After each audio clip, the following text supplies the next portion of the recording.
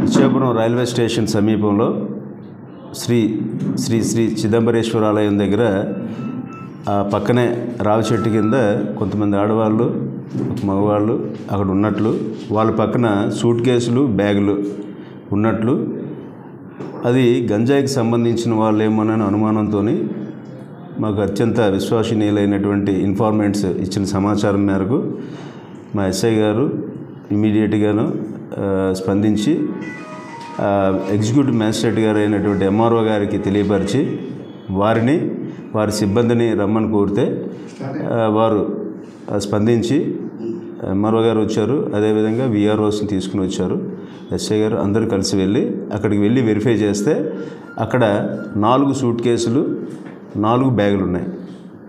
అక్కడ 3 ఆడవాళ్ళు, ఇద్దరు ఆడవాళ్ళు, ముగ్గురు ఉన్నారు. అందులో 2 ఆడవాళ్ళు, ఒక మగవాడు, ఒక చిన్న బేబీ 2 years ఫిమేల్ చైల్డ్ కూడా ఉంది.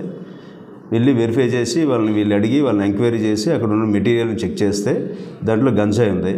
వెంటనే అక్కడ ఆల్రెడీ తీసుకుని తూకం వేసి చూస్తే 72 కేజీలు గంజాయి. అది ఈ 72 కేజీలు గంజాయి ఎక్కడి నుండి తెస్తున్నారు ఏంటి వివరాలు గట్రా వాళ్ళని అడిగితే వాళ్ళు బరంపురంలో నుంచి బయలుదేరి ఇక్కడికి కారులో వచ్చి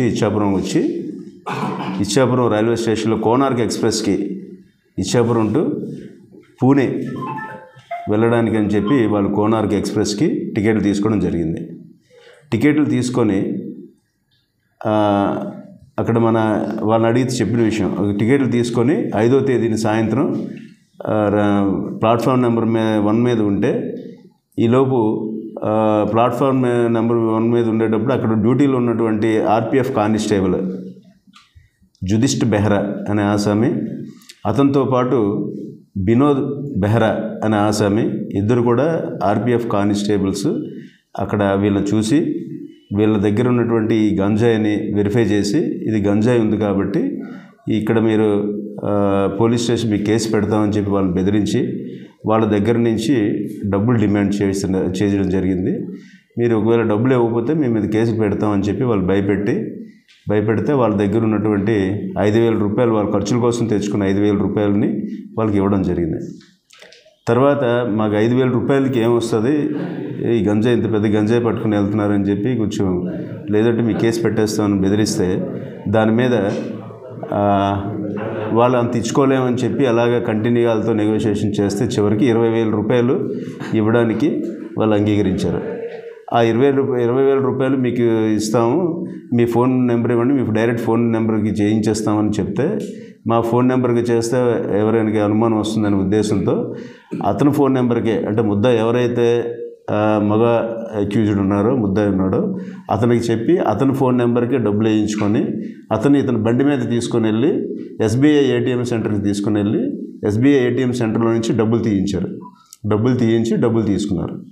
అక్కడి నుంచి 10,000 తీశారు. ఇంకో రిమైనింగ్ డబ్బుల గురించి పెడితే ఈ విత్డ్రావల్ లిమిట్స్ ఎక్సీడ్ అయిపోవడం వల్ల అందులో డబ్బులు రాకపోతే మళ్ళీ అగైన్ అతను బండి మీద తీసుకొని వెళ్ళి మన ఎస్బీఐ కస్టమర్ సర్వీసింగ్ సెంటర్ దగ్గరికి తీసుకొని వెళ్ళి సర్వీసింగ్ సెంటర్ దగ్గర ఫోన్పే వాళ్ళకి వేయించి వాళ్ళ దగ్గర నుంచి 8,000 రూపాయలు తీసుకొని టోటల్గా 18,000 రూపాయలు తీసుకోవడం జరిగింది. ఈ 18,000 రూపాయలు తీసుకొని తర్వాత మళ్ళీ అగైన్ ఆ కుర్రోడ్ని తీసుకొని వచ్చి రైల్వే స్టేషన్కి వచ్చేసి వాళ్ళకి ఇక నుంచి మీరు హ్యాపీగా రవాణా చేసుకోవచ్చు గంజాయి అని చెప్పేసి వీళ్ళు వెళ్ళిపోయారు.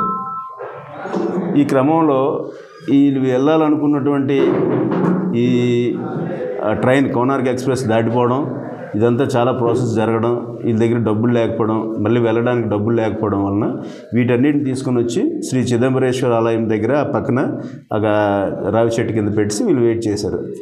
ఇందులో ఒక అమ్మాయి, మొత్తం ఉన్న వాళ్ళ అమ్మాయిలు 3 అమ్మాయిలు, ఒక అబ్బాయి స్టార్టింగ్లో వచ్చిన వాళ్ళు. అందులో ఒక అమ్మాయి మనకి మళ్ళీ టికెట్లు తీయాలి కదా, కానీ డబ్బులు తెస్తాను అని చెప్పి వీళ్ళ దగ్గర నుంచి వెళ్ళిపోయింది. ఇంకా ఆమె రాలేదు. ఆమె కోసం వీళ్ళు వెయిట్ చేస్తున్నారు. ఒక అమ్మాయి వెళ్ళిపోతే ఇంక 2 అమ్మాయిలు, ఒక అబ్బాయి, అలాగే చిన్న బేబీ ఉన్నారు. ఈ వెయిట్ చేస్తున్న క్రమంలోనే మా ఎస్ఐ గారికి వచ్చినటువంటి సమాచారం మేరకు వెళ్ళి వాళ్ళని పట్టుకోవడం జరిగింది. ఎంఆర్ఓ గారి సమక్షంలోనే పట్టుకొని వాటన్నిటి సీజ్ చేయడం జరిగింది. వాళ్ళని అరెస్ట్ చేసి, ఆ ముగ్గురిని కూడా అరెస్ట్ చేసి గౌరవ మ్యాజిస్ట్రేట్ గారి దగ్గర హాజరుపరిస్తే వారు వాళ్ళకి రిమాండ్ ఇవ్వడం జరిగింది. అనంతరం ఇద్దరు ఆర్పిఎఫ్ కానిస్టేబుల్స్ యొక్క పాత్ర ఉంది అని నిర్ధారించుకొని నేను నా దర్యాప్తులో వారి పాత్రని పూర్తి స్థాయిలో వాళ్ళు ప్రూవ్ అయిన తర్వాత నిన్న వాళ్ళని విచారించడం జరిగింది. విచారించిన అనంతరం వారు కూడా అడ్మిట్ అయ్యారు. ఇలా చేశామని అడ్మిట్ అయిన అనంతరం వారిని రాత్రి అరెస్ట్ చేయడం జరిగింది. ఈరోజు కోర్టుకి ప్రొడ్యూస్ చేయడం జరిగింది.